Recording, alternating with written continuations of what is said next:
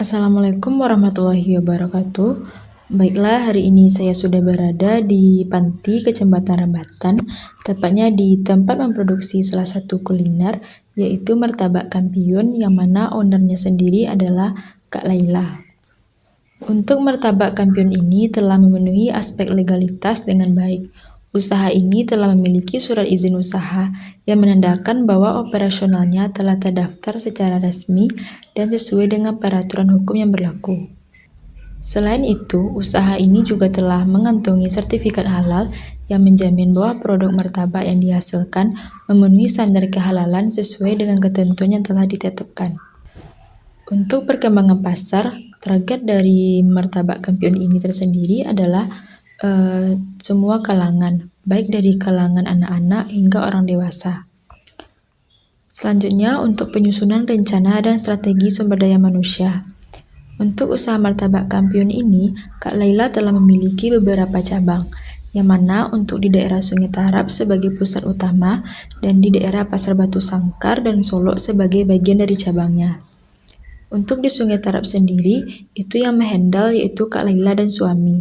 Dan untuk di daerah Pasar Batu Sangkar dan Solok, yaitu karyawan dari Kak Laila.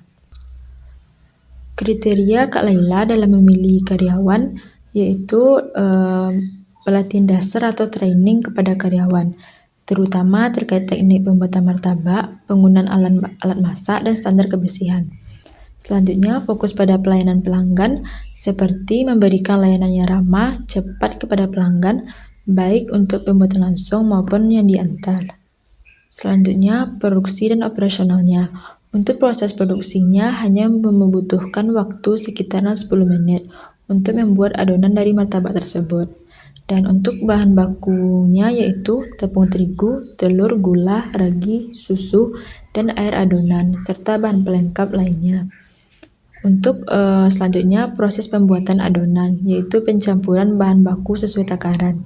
Selanjutnya proses pemanggangan, yaitu menggunakan wajan khusus martabak seperti besi atau teflon. Selanjutnya penambahan topping sesuai selera dari pelanggan tersebut. Selanjutnya pengemasan, yaitu menggunakan kotak yang higienis dan menggunakan kotak yang menarik pelanggan. Untuk operasionalnya tersendiri yaitu menggunakan peralatan seperti wajan yang khusus untuk martabak, mixer, dan meja yang higienis, serta kompor dan alat pemanas lainnya. Untuk mempromosikan dengan menggunakan baju kerja yang sama dan memakai spanduk pada gerobak martabak tersebut agar orang-orang tahu, dan menggunakan media sosial seperti Instagram serta Facebook. Untuk keuangan dan finansialnya, pengelolaan keuangan dicatat semua pemasukan dan pengeluarannya dan melakukan evaluasi berkala. Selanjutnya, untuk keuangan finansialnya, pengelolaan keuangan dicatat semua pemasukan dan pengeluarannya dan melakukan evaluasi terhadap barang atau stok barang yang telah habis. Jika sudah habis, akan membeli barang tersebut ke tempat yang telah dipercaya. Selanjutnya, risiko bisnis. Ada beberapa risiko. Yang pertama, jika bahan baku tidak segar atau kualitasnya rendah, hasil produk bisa mengecewakan pelanggan. Nah, maka Kak Laila mengatasi masalah tersebut dengan memilih pemasok terpercaya dan menjaga rotasi stok pada bahan baku tersebut. Selanjutnya, kesalahan manusia. Misalnya, ada bahan baku yang tidak dimasukkan, jadi otomatis tidak bisa digunakan lagi. Selanjutnya kerusakan pada peralatan, seperti wajan atau kompor yang bisa rusak mendadak, yang akan menghambat proses produksinya. Cara Kak Laila mengatasinya yaitu dengan melakukan perawatan rutin dan sediakan alat cadangan. Selanjutnya yaitu dari segi adonan. Adonan hanya bisa bertahan selama 8 jam. Jika adonan martabak tidak habis, maka otomatis adonan tersebut akan mubazir atau tidak bisa digunakan kembali. Analisis mengenai dampak lingkungan. Kata Kak Laila, untuk limbah mungkin tidak ada, mungkin hanya sisa-sisa dari adonan yang tidak habis saja, yang nantinya akan dibuang ke kolam untuk menjadi makanan ikan.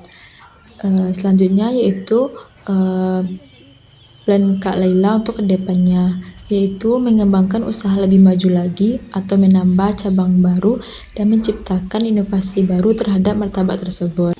Nah, berdasarkan hasil observasi saya di Martabak Kampiun, analisis studi kelayakan bisnis dari usaha Martabak Kampiun Kak Laila ini dinyatakan layak karena dilihat dari segi aspek seperti aspek pasar, teknis, finansial, hingga risikonya.